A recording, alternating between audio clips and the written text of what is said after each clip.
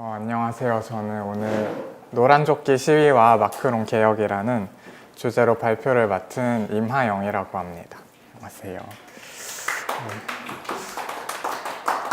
사실 제가 프랑스에 관심이 많다는 이유로 이렇게 발표를 부탁을 받게 되었는데 좀 전문가가 아니다 보니까 다소 부정확한 점이 있을 수 있다는 점을 이제 미리 양해를 부탁드립니다.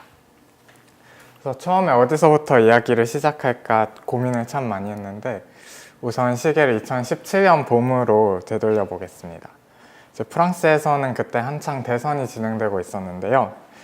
이제 맨 왼쪽에 굴복하지 않는 프랑스라는 정당의 샹릭 멜랑숑, 그리고 이제 사회당의 브누아 아몽, 그 다음에 공화당 계열의 이쪽에 있는 프랑스와 피용, 그 다음에 맨 오른쪽에 극우 정당이죠. 국민전선의 마린 르펜, 이런 후보들이 있었지만 이제 가장 주목받는 것은 역시 그 가운데에 있는 에마뉴엘 마크롱이었습니다. 그래서 프랑스는 우리나라하고 좀 다르게 이제 대선 방식이 1차 투표랑 2차 투표가 있어요. 의원 선거도 마찬가지고. 그래서 2017년 4월 23일에 열린 1차 투표 결과 마크롱이 24.01%, 그 다음에 르펜이 21.30%를 얻어서 이 두 후보가 결선 투표에 진출하게 됩니다. 근데 보시면은 이제 이쪽에 노란색 부분이 마크롱이 표를 얻은 지역인데요. 주로 대도시권이 마크롱을 지지한 반면에 회색 부분은 이제 공업지대가 많은 북부, 그리고 이민자가 몰려드는 남부는 마린 르펜에게 표를 준 것을 알 수 있습니다. 몇 주 뒤인 5월 7일에 결선 투표가 열렸는데요. 큰 이변 없이 마크롱 후보가 대통령으로 당선되었습니다. 사실 2002년에도 마린 르펜의 아버지인 극우정당 후보인 장마리 르펜이 결선 투표에 진출한 적이 있었는데요. 그때 프랑스 국민들이 이 극우 후보가 결선 투표에 올라왔다는 사실에 너무 충격을 받아가지고 나머지 82%의 표를 상대 후보에게 몰아준 적이 있습니다. 그래서 사실 18%밖에 못 받았는데 세월이 이렇게 흘러가지고 극우정당이 33%를 받기까지 많이 성장을 했다고 할 수가 있겠죠. 그래서 여기서 잠깐 마크롱의 양력을 살펴보자면 1977년생으로 저기 계신 윤범기 기자님과 동갑입니다. 네. 그리고 2004년에 프랑스 최고의 엘리트 학교인 국립행정학교를 졸업했고요. 2007년에 자기보다 24세 연상인 브리짓 트로누라는 그런 선생님이랑 결혼을 합니다. 자기 중학교 선생님이에요. 네. 그리고 의붓 아들이 자기와 반 친구였죠. 네. 그리고 2008년에 로스차일드 은행에 입사해서 은행가로 활동을 하다가 2012년에 올랑드 정부의 그 대통령실 부실장으로 합류를 합니다. 2014년에는 경제장관이 되어서 각종 이제 규제 완화 정책을 펼치죠. 그러다가 2016년에 전진이란 프랑스어로 엉마르시라는 정당을 창당을 하고 대통령 선거 출마를 발표합니다. 그리고 1958년에 이제 프랑스 제5공화국이 출범을 했는데요. 그 이후 60년 만에 거대 양당인 사회당과 공화당 계열을 제외하고 그 공화당이나 사회당 소속이 아닌 첫 번째 대통령으로 이제 당선이 되죠. 그래서 마크롱의 핵심 주장은 제가 간단히 발췌를 해봤는데 다음과 같습니다. 일단 유럽식 복지국가 모델, 다시 말해서 노동조합과 평생고용을 전제한 단체 교섭 방식은 오늘날처럼 노동의 형태가 다양해진 시대에는 전혀 맞지 않다. 왜냐면 이러한 권리는 매우 극소수에게만 적용되는데 이들이 자신의 기득권을 지키려고 하기 때문에 회사들은 고용을 꺼리게 된다. 그래서 일자리 그 자체보다는 노동자 개개인을 보호해야 하고 또 고용 창출이 원활해지도록 정책을 바꿔야 한다. 이런 이제 이야기를 했습니다. 그리고 이제 한 달 만에 이어진 국민의회 선거에서 마크롱의 정당 전진이 원래 총 577석 중 350석, 그러니까 과반을 훌쩍 넘기죠. 이런 의석을 얻으면서 의회에서도 안정적인 기반을 확보하게 되었습니다. 그 2017년 8월 31일에 마크롱 정부는 이제 대망의 첫 번째 정책 패키지를 발표하는데요. 핵심 내용은 두 가지였습니다. 그래서 첫 번째는 현재 산업별 임금 협상 구조를 기업별로 바꾸는 것이었습니다. 그래서 민간 부문에서 프랑스의 노조 가입률은 굉장히 낮은데요. 그에 비해서 그 대표성은 막강합니다. 그래서 이런 시스템을 개혁함과 동시에 프랑스에는 법정위원회가 굉장히 많아요. 그래서 기업위원회, 종업원 대표위원회, 건강위원회, 안전과 노동조건위원회 등 여러 가지 법정위원회를 하나로 합쳐서 노사 간의 협의를 굉장히 간소화했습니다. 그리고 이제 첫 번째 정책 패키지의 두 번째 핵심 내용은 정리해고에 따른 부담을 최소화해서 정규직 고용을 유도하는 것입니다.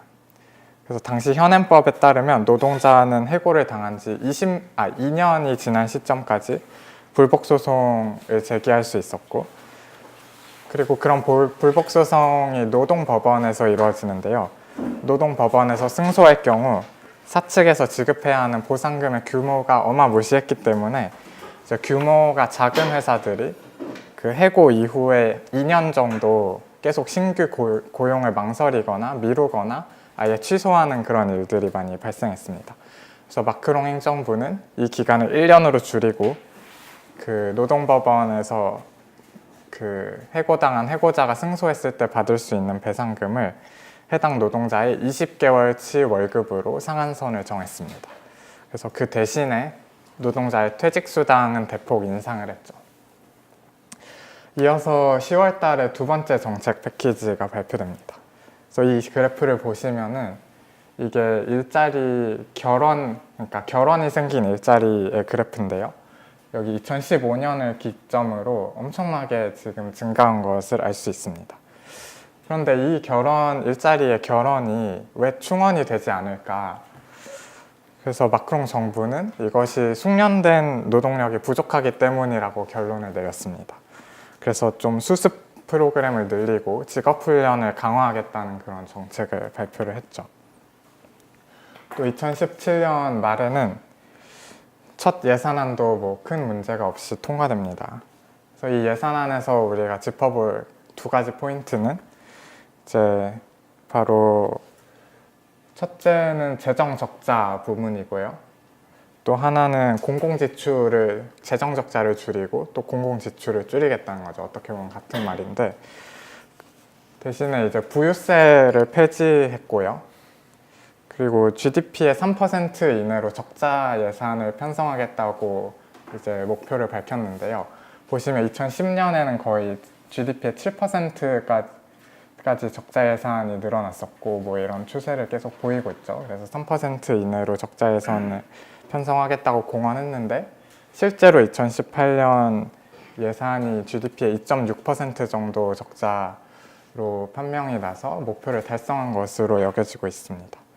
그리고 현재 프랑스의 공공지출이 GDP 대비 56.4%인데 이를 노르딕 수준이 50%로 낮추겠다는 목표를 발표했습니다. 참고로 유럽 평균은 46.3%고요. 그래서 재정 면에서 전임 정부보다 훨씬 보수적인 정책을 추구하고 있음을 알 수 있습니다.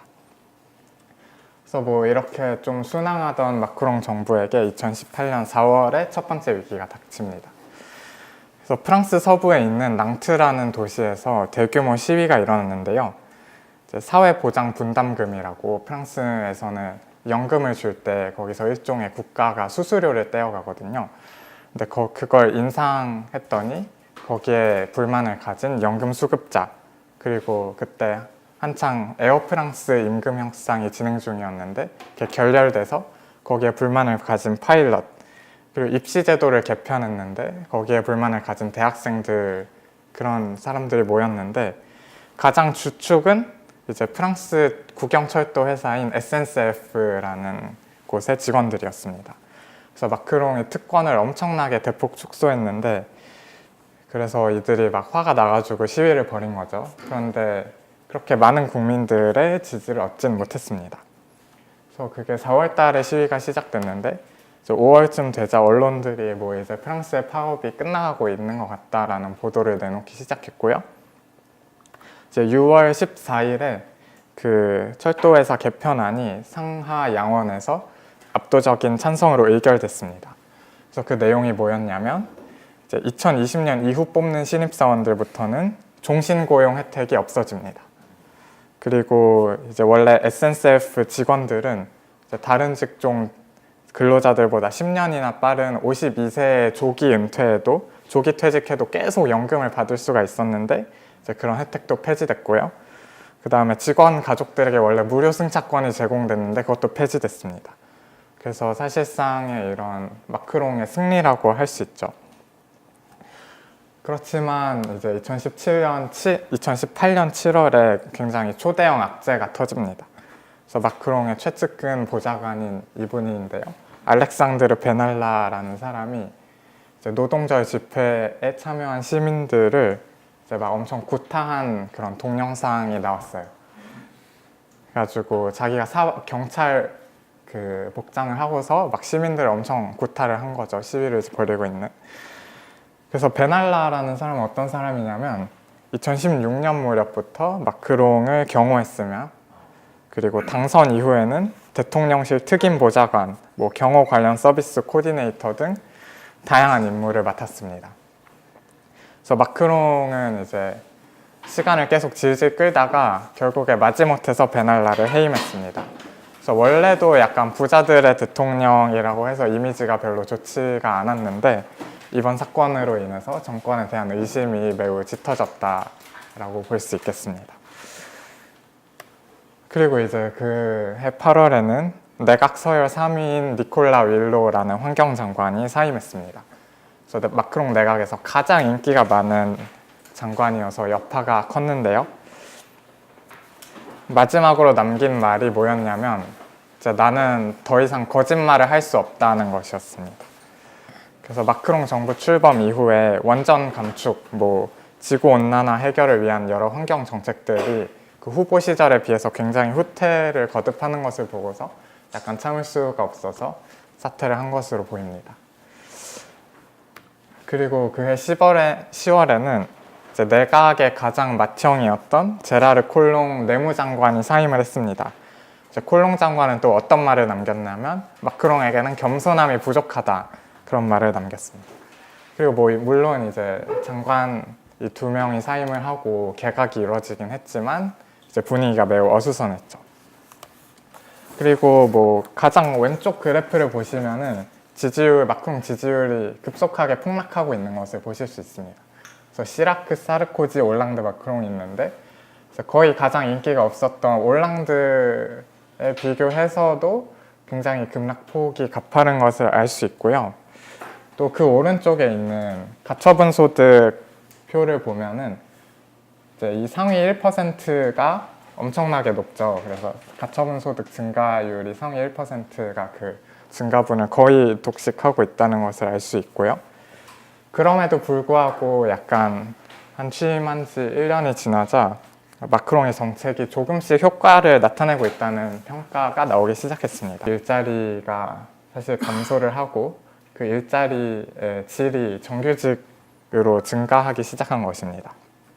그리고 2017년에는 그 전해에 비해서 노동법원에 제기되는 해고 불복 소송의 건수가 전년도에 비해서 15% 정도 감소했습니다. 그런 여러 가지 일이 이제 벌어졌죠. 그때 뭐 대통령의 인기가 굉장히 낮은 상황에서 노란 조끼를 입은 시위대가 등장을 합니다. 그래서 마크롱 정부는 집권한 이후에 환경오염 방지 대책의 일환으로 경유 유류세를 23% 그리고 휘발유 유류세를 15%를 인상했는데요. 이제 여기에 굉장히 많은 사람들이 반발을 했죠. 그래서 대도시 사람들은 지하철을 타고 통근을 하는 데 비해서 이제 교외에 사는 사람들은 차를 이용해서 주로 통근을 하죠. 그리고 프랑스의 약간 수도권이라고 볼 수 있는 일드-프랑스 지역의 면적이 그 남한의 경기도권이랑 상당히 비슷한데요. 남한에 비해서 인구 분산도가 굉장히 높고 그 그 다음에 도시철도 노선이 이제 보급이 잘 안 돼 있어요. 그리고 버스도 거의 없고, 그래서 이제 주로 차를 타고 통근을 해야 되는 상황이죠. 이런 상황에서 유류세를 올리니까 굉장히 많은 그 약간 교외에 사는 서민들이 반발을 했고, 그리고 그 중에 게다가 많은 사람들이 그 한창 폭스바겐이 클린 디젤 얘기할 때 또 유럽에서 그 정책을 많이 펼쳤거든요. 그래서 정부의 클린 디젤 정책에 따라서 디젤 차를 구매한 사람들이에요. 그래서 이제 구매하라고 했을 때는 언제고 또 지금 와서 이러니까 이제 굉장히 화가 났죠. 그리고 생활비는 늘어나는데 부자들은 계속 세금 감면 받고 부자들 가처분 소득도 엄청 늘어나고, 그러니까 당연히 열을 받을 수밖에 없어서 2018년 11월 17일에 이제 28만 명의 시위대가 전국에서 집회를 열었습니다. 그래서 뭐 복지 혜택을 받기에는 좀 소득이 높고 그렇다고 뭐 잘 사는 것도 아닌 중간 계층의 사람들이 이제 시위대의 대부분이었습니다. 뭐 사실 시위 자체가 프랑스에서 그리 특별한 일은 아니죠. 그래서 원래 혁명의 나라기도 하고, 뭐 1789년에 프랑스 혁명도 있고 최근에 들어와서 뭐 68 혁명도 있고 그랬으니까요. 그런데 이번 노란 조끼는 예전의 경우와는 좀 많이 다릅니다. 그래서 전에는 조직화된 노조나 정당이 시위를 주도했다면 이번에는 소셜미디어를 통해서 자발적으로 뭉친 시민들이 주축이 되었습니다. 그래서 뚜렷한 구조나 리더가 없기 때문에 정부나 경찰에서 다루기도 굉장히 어렵고요. 또 정부와 협상 테이블에서 마주할 수 있는 지도자를 찾기도 굉장히 어렵죠. 그래서 그 특성에 걸맞게 자신들의 요구사항도 SNS를 통해서 수렴해서 발표를 했습니다. 그래서 47개를 발표했는데 그중에 뭐 제가 한 10개 정도를 뽑아왔는데요. 일단 뭐 노숙자 없는 사회를 원한다. 그리고 주택 단열을 지원해달라. 임대주택 건설해야 된다. 그리고 뭐 부자한테 누진적 소득세율 부과해야 된다. 유류세를 포함해서 간접세를 다 낮춰달라. 최저임금 인상해달라. 국민연금 월 수령액 하한선 인상해달라. 그 다음에 뭐 약간 CEO들의 임금 상한선을 뭐 최저임금의 20배로 맞추자. 그리고 뭐 직접 민주주의가 확대돼야 된다. 그리고 마크롱이 없앤 부유세가 다시 돌아와야 된다. 뭐 이런 등등의 요구사항들이 있었습니다. 네, 이게 12월로 접어들면서 사실 시위대의 숫자는 이제 계속 동그라미를 보시면 줄어드는 것을 알 수 있죠. 그런데 이제 초록색이 연행된 거고 이제 빨간색으로 돼 있는 부분이 그 부상자 수인데요. 계속해서 좀 많이 늘어나고 있는 것을 볼 수 있습니다. 그래서 시위대의 숫자 자체는 줄어들었지만 폭력성이 증가를 했고요. 그다음에 마크롱 퇴진이라는 구호가 점차 빈번해지기 시작했습니다. 그래서 그 세 번째 시위인 12월 1일에서 한 사흘 정도 지난 12월 4일에 그 마크롱 행정부의 에두아르 필립 총리가 그 다음 해 1월로 예상된 유류세 추가 인상을 철회하겠다고 발표를 했지만 사실 시위는 크게 잦아들지 않았습니다. 네, 이거는 노란조끼 시위에 대한 그 지지율인데요. 그 맨 왼쪽에 초록색 부분이 지지한다, 연두색 부분이 그런 동의한다. 그 다음에 파란색 부분이 뭐 내 생각과 크게 다르진 않다. 그다음 주황색이 반대한다. 그 다음에 빨간색이 매우 반대한다. 약간 이런 흐름인데 그 시간이 지날수록 초록색과 연두색이 계속해서 증가하고 있음을 볼 수가 있습니다. 결국에 12월 10일에 마크롱 대통령이 13분가량의 대국민 담화를 발표합니다. 그래서 프랑스가 우승한 지난 월드컵 결승전보다 더 많은 사람들이 시청했다고 하는데요. 그 내용을 좀 보자면 이제 뭐 당장 내년 1월부터 최저임금을 한 12만 원 정도 인상을 하겠다. 그런데 그 인상분은 고용주가 아니라 국가가 전액 부담하겠다. 그 다음에 월 2,000유로 이하의 연금을 받는 은퇴자에 한해서 뭐 사회보장 분담금 인상분을 취소하겠다. 그 다음에 시간외 근무수당에 대한 고용주의 세금 부담을 면제하겠다. 그리고 뭐 연말 보너스가 지급될 수 있도록 기업주들을 독려하겠다 이런 내용을 발표를 했습니다. 그래서 뭐 기존의 개혁에서 상당히 후퇴를 한 내용인데요. 사실 아까 말씀드렸듯이 마크롱이 적자 예산의 그 폭을 줄이겠다라고 했는데 그 목표가 일단 2019년 예산에는 달성이 매우 어렵게 되었습니다. 네. 그리고 여기서 약간 한 가지 재밌는 포인트로 원형 교차로 얘기를 안 할 수가 없는데요. 노란 조끼 시위대의 특징을 두 가지로 말하라고 하면은 하나는 노란 조끼를 입었다. 그리고 하나는 원형 교차로에서 시위를 벌였다. 이 두 가지 점을 꼽을 수 있을 것 같습니다. 그래서 원형 교차로는 1900년대 초반에 유젠 웨나르라는 사람이 그 프랑스에 처음 도입을 했는데요. 이제 파리보다는 교외 지역에서 훨씬 더 많이 찾아볼 수가 있습니다.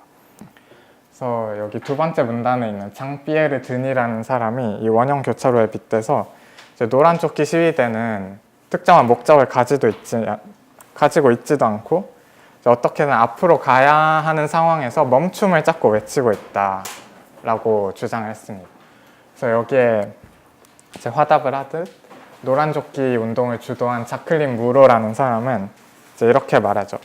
이제 우리가 원형 교차로에 멈춰 있는다면은 그저 빙글빙글 제자리를 돌 수밖에 없다 그렇게 말을 합니다. 그래서 이제 올해 1월 7일에 자클린 무로가 신당을 창당을 발표를 합니다. 그래서 본격적인 노란조끼가 본격적인 정치 세력화에 나섰다 이렇게 해석을 할 수 있을 것 같습니다. 그로부터 며칠 뒤인 1월 13일에 마크롱 대통령이 국민들에게 보내는 편지를 발표하는데요. 여기서 4가지 주제를 놓고 2개월간의 사회적 대토론을 제안을 합니다. 첫 번째는 우리는 어떤 세금을 줄여야 하는가, 그리고 두 번째는 우선적으로 절약할 공공지출 분야는 무엇인가, 그리고 세 번째는 과연 프랑스의 행정 조직들은 과도한가, 그리고 네 번째는 국민들의 목소리를 듣기 위해 국민투표를 더 자주 해야 하는가. 그래서 사실 뭐 좌파 정당들은 여기에 대해서도 굉장히 이 주제 자체가 문제다, 뭐 토론을 하고 말고를 떠나서 이렇게 계속 주장을 했죠. 그리고 이때 마침 이제 붉은 스카프 그런 시위가 등장을 합니다. 그래서 이 빨간 스카프 시위대는 뭐라고 주장을 했냐면 이제 폭력을 멈춰라, 그리고 세금을 더 내지 않고는 국가를 바꿀 수가 없다라고 주장을 합니다. 그래서 사실상은 자기네들은 마크롱이랑 아무 연관이 없다고 주장하지만 언론이나 뭐 여러 군데에선 친마크롱 시위라고 해석을 많이 했고요. 그래서 이때를 거의 기점으로 20%를 턱걸이를 하던 마크롱의 지지율도 좀 서서히 반등을 하기 시작합니다. 그래서 노란조끼 측은 5월에 있는 유럽의회 선거에 후보를 내놓겠다고 이제 선언을 했습니다. 그래서 저도 이 부분을 미처 생각을 못했는데 여기 계신 박종석 선생님께서 되게 흥미로운 점을 많이 알려주셨는데요. 굉장히 흥미로운 점은 노란조끼가 극우 정당인 국민연합, 그리고 극좌 정당인 굴복하지 않는 프랑스라는 정당의 지지세를 흡수하고 있다는 것입니다. 그래서 이거는 투표 의향을 묻는 설문조사인데요. 오른쪽이 노란조끼를 포함하지 않는 조사입니다. 그래서 노란조끼를 포함하지 않는 조사에서 이 세 번째 그래프인 굴복하지 않는 프랑스가 11.5%, 그 다음에 맨 밑에서 네 번째인 마린 르펜의 국민연합이 24%를 이제 받고 있는데요. 왼쪽에 노란조끼가 정당화 됐을 때를 가정해서 설문조사를 했을 때는 이제 노란조끼가 8%. 그런데 이 노란조끼가 누구의 지지율을 갉아먹냐? 그러면 이 세 번째에 있는 굴복하지 않는 프랑스, 그리고 이제 밑에서 네 번째에 있는 국민연합의 지지율을 갉아먹고 있다는 점을 알 수 있습니다. 그래서 좀 극우와 극좌를 동시에 갉아먹는 그런 이제 정치 세력인 셈이죠. 그래서 뭐 이들 극우와 극좌 입장에서는 뭐 응원할 수도 없고 비난할 수도 없는 좀 애매한 상황입니다. 그래서 그만큼 이미 정치권에 있는 극우 극좌 정당들이 국민들의 요구에 크게 부응하지 못했다는 사실을 좀 반증하고요. 그리고 또 마크롱과 마크롱의 정당 입장에서는 크게 나쁘지 않은 상황이라고 할 수 있을 것 같습니다. 다만 풀뿌리 운동으로 대통령이 된 마크롱이 또 다시 풀뿌리 운동에 도전을 받게 되었다는 사실이 좀 아이러니하긴 하죠. 그래서 시누아라 하지메라는 분이 역사 정치학이라는 책에서 이렇게 말한 바가 있습니다. 프랑스는 혁명 시기에만 개혁을 한다고 해야 할 것이다. 혁명과 혁명 사이에는 관리나 미세한 조정만 시행될 뿐이어서 현상 유지주의에 빠지고는 한다. 그래서 그 변화가 긍정적이든 부정적이든 샤를 드골 이후에 가장 큰 변화의 타이밍이 온 것만은 분명해 보입니다. 그래서 사실 제가 크게 미래를 예측할 수 있는 능력이 있는 것은 아니고요. 그래서 앞으로 주목해서 살펴볼 만한 관전 포인트를 5가지를 뽑아봤습니다. 그래서 첫 번째로는 이제 3월 중순에 마무리되는 마크롱의 사회적 대토론에서는 과연 어떤 결과가 나올까. 그래서 마크롱이 노란조끼를 극복하면서 다시금 개혁이 탄력을 받을 수 있을까. 그런 문제를 생각해 보시면 좋을 것 같고, 이제 두 번째로는 이제 유럽의회 선거가 5월에 있어요. 그래서 유럽의회가 스트라스부르에 있는데 거기서 각 나라별로 이제 의원 쿼터 수를 할당이 돼 있죠. 그 인구 비례에 맞춰서. 그래서 각 나라의 정당들이 다 선거에 참여할 수 있는데 이제 거기서 일단 노란조끼가 그 후보를 내놓겠다고 했으니까 과연 5월 유럽 의회 선거에서 노란조끼가 기성 정치권에 성공적으로 편입할 수 있을 것인가, 이 문제를 또 생각해 볼 수 있겠고, 또 세 번째로는 이제 마크롱이 2022년 자기가 실업률 7%를 달성하겠다고 공약을 했어요. 그래서 2017년에는 참고로 9.7%였고요. 사실 10%, 9% 선이라서 굉장히 심각한 편인데, 과연 2020년 7% 달성에 성공할 수 있을 것인가. 사실 1983년 이후로 한 번도 7% 그 밑으로 내려간 적이 없거든요, 프랑스에서. 그리고 이제 네 번째로는 마크롱이 과연 3단계 개혁을 성공적으로 이제 이행할 수 있을까. 첫 번째 패키지가 노동법 개정이고, 두 번째가 직업훈련 확충이고, 세 번째가 사회보장제도 개혁인데요. 실업수당 강화를 포함한.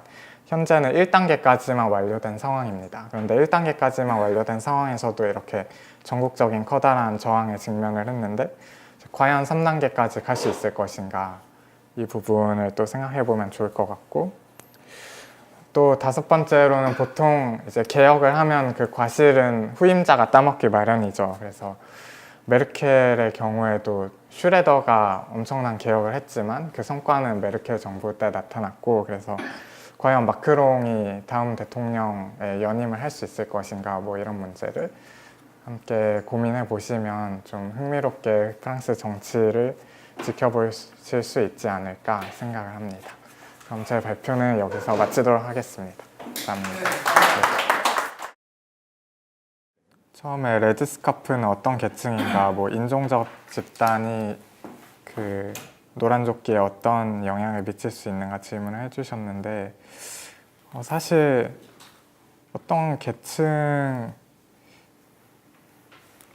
잘 모르겠어요. 근데 제가 이걸 조사를 하면서 프랑스에 있는 지인 2명한테 물어봤는데, 이제 한 명은 이제 마크롱 퇴진해야 된다, 완전 노란조끼 편이고, 한 명은 마크롱 개혁 안 하면 우리 그리스처럼 된다, 이러면서 둘 다 백인이고 한 명은 30대, 한 명은 40대였는데 그렇게 얘기를 하더라고요. 그래서 인종적 집단을 뭔가 들여다보면 뭔가 더 있을 것 같은데 제가 그 정도까지 깊이 안 들여봐서 잘 모르겠고, 그 다음에 아까 박종석 선생님께서 그 8가지 하위 집단 얘기해 주셨는데 정말 다양한 계층과 인종과 여러 가지가 이제 짬뽕된 그리고 SNS를 통해서 규합된 그런 정당이나 조직이나 이념이 아니라 그런 특징을 가지고 있다고 할 수 있을 것 같고, 마크롱의 양보 조치가 기존의 경제 개혁 조치들과 얼마나 상쇄될 것인가, 저도 정확하게 잘 안 따져봐서 잘 모르겠는데 일단 적자 예산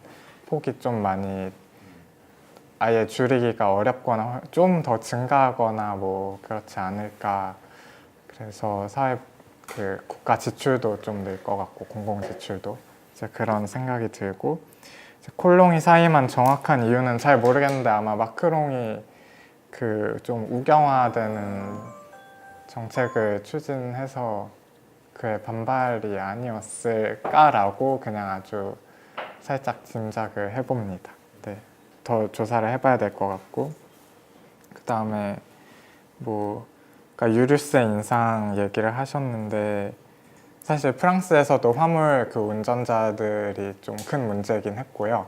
그들의 반발이 있었고 또 하나가 정부가 속도 제한 규제를 굉장히 강화했어요. 그래서 정확한 수치를 기억이 안 나지만 예를 들어 뭐 110km였다 그러면 이제 그걸 막 90으로 줄인 거죠. 속도 제한을. 그래서 막 그 화물 운전자들이 노란 조끼 입고 시위를 하면서 막 그 과속 카메라를 막 다 때려 부수고 그런 일이 발생했어요. 네. 그래서 그걸 복구하는 데만도 엄청난 비용이 지금 들 것 같다 그런 예측이 나오고 있고요. 그 다음에 마크롱의 의의에 대해서 저도 고민해봐야 된다고 생각하고 또 예산을 늘려서 사회 보장을 얼마나 강화할 수 있는가 문제는 저도 이 부분은 확실히는 잘 모르겠고 그 다음에 왜 노동법 개혁을 먼저 했나 저는 일단 지지율이 높을 때 좀 드라이브를 초반에 정권 초반이니까 좀 허니문 기간이기도 하고 그래서 그때 좀 드라이브를 건 게 아닌가 싶고 또 이게 몇 년이 지체됐을 때 또 상황이 어떻게 바뀔지도 모르고 동력이 있을지 없을지도 모르고 또 연임을 할 수 있을지 없을지도 모르고 그렇기 때문에 일단 그걸 가장 먼저 하지 않았나 하는 것이 저의 간단한 생각입니다. 그것도 그럴 수 있겠네요. 네. 마무리 발언? 네. 저도 사실 뭐 대강 계략적으로만 알고 있었는데 이번에 발표를 준비하면서 좀 좀 더 깊이 있게 들여다볼 수가 있게 된 것 같고 좀 우리나라도 마크롱식의 슈레더와 마크롱 했던 개혁이 필요하지 않을까 생각을 하는데 현재 상황에서는 그걸 추진할 수 있을 만한 정치 세력이 잘 보이지 않아서 굉장히 아쉽고 또 마지막으로 저기 박종석 선생님이 준비를 많이 도와주셔서 감사하다는 말씀을